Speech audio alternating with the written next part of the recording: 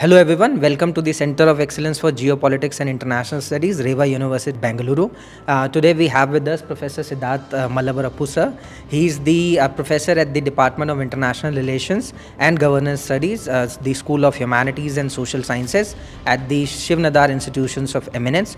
Welcome to the center, sir. My first question to you is, sir, if you look at the international relations which emerged after the First World War, the interwar period was basically about the balance of power, and after that the collective security took over, and following that you see the rise of theoretical framework on international relations. You have realism, liberalism, constructivism, critical theory, Marxism and feminist perspective coming on, and other alternative theories. So they have outlined the international politics based on different framework and how the new conceptions have impacted the global politics. So in that context, how do you see in the contemporary era artificial intelligence, the emerging technologies, the information warfare are impacting the theoretical framework? Your takes. First of all, thank you for hosting me at REVA University. I think in terms of what theorists are looking for enduring patterns of politics. And even with new technologies, one can ask some very fundamental questions about these new technologies and how they work. Whose interests do they serve, for instance, is a political question. What are the conditions under which these technologies operate? Who stands to gain, who stands to lose? How can we think about fundamental asymmetries between the global north and the global south? Many of these are enduring concerns. They continue to hold value as questions we should think about when we are addressing these new technologies. Of course, I think there's always an element of catch-up when it comes to thinking about new technologies, because we learn about new technologies and our knowledge systems very often have to also come to terms with the various elements which we associate with these new technologies. So that's sometimes a little challenging. But I do think that the fundamental questions we're interested in as students of politics will continue to hold even with regard to these new technologies. As you highlighted the enduring concerns, sir. So taking from that, how do you see the effectiveness of the international organizations such as United Nations? You have WTO, you have World Health Organization because of the Wuhan and what happened, the world knows, and specifically NATO, how it is impacting. So how do you see the effectiveness of these organizations on the contemporary global politics? Right. I mean, I think the UN has definitely, in the post-Second World War American constructed order, the UN played an important role. It was an important body. And of course, we know today that the world is a different place. Things have changed. American leadership has changed. Multilateralism has become a dirty word for some. We know that the UN is hugely undermined in the contemporary world because of a change in the political climate internationally. But I do think that it's important still to think about how international organizations shape political outcomes. In terms of distributive politics, in terms of membership issues, in terms of representation. India for long has been arguing that there are fundamental asymmetries in terms of how even something like the UN, the permanent membership of the UN Security Council, for instance, is concerned.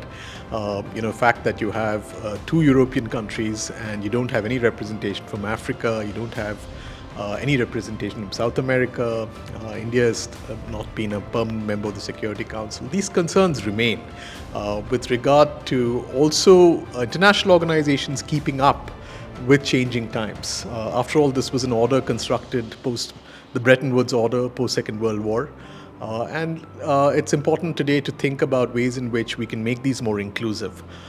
But it's a difficult time for the UN, quite clearly. It's a difficult time for multilateralism. There are a lot more bilateral arrangements which might take place. And they don't necessarily have to be, multilateralism and bilateralism can be complementary. They don't always have to be in tension with each other. But it's a difficult moment in terms of the fact that most countries now want to place themselves first over other interests, the fact that the United States today has retreated from its earlier internationalism to a more isolationist position, suggests that even multilateral bodies like the United Nations are also faced with a severe crisis.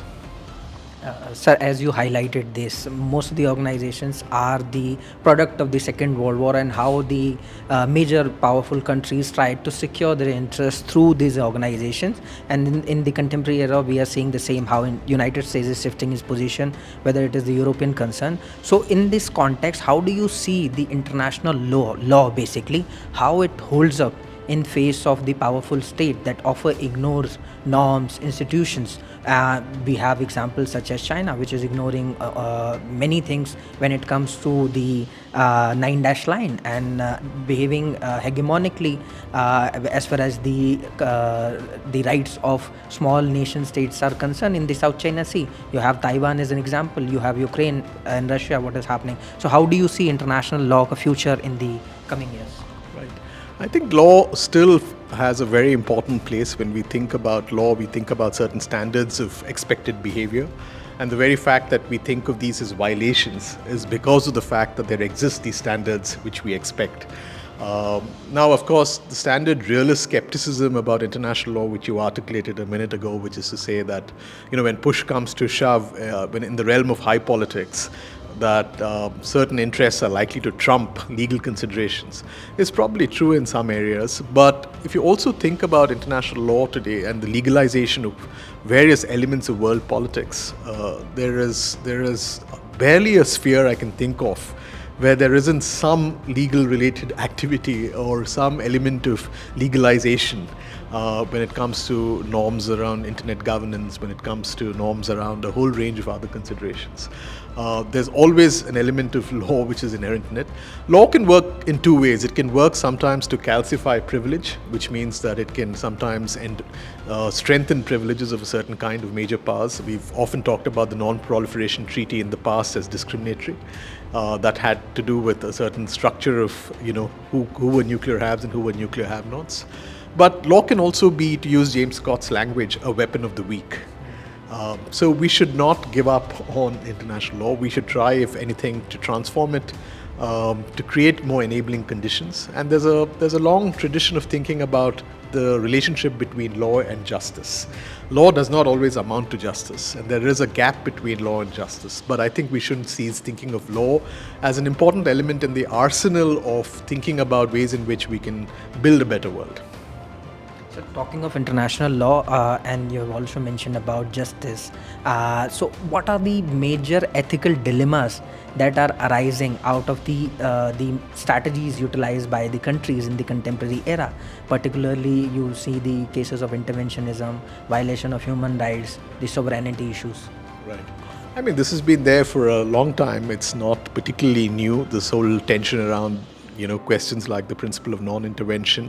I think post-colonial states or decolonized states in particular were very keen to protect their hard-won sovereignties. After all, you had anti-colonial nationalist movements which ensured that these were states which had international legal personality, which had sovereign status. So I think it's important to think about it. And we know for various reasons that interventions have always been driven by a whole range of complex considerations, not just a desire to help someone, but also sometimes there are other interests, geopolitical interests, very often, which could determine why a set of countries chooses to intervene in one instance and chooses not to intervene in another instance. I mean, Rwanda is a classic example of that. And you can think of scores of examples where humanitarian intervention sometimes was imbued with many more complex motivations, which were not all, disposed towards doing good.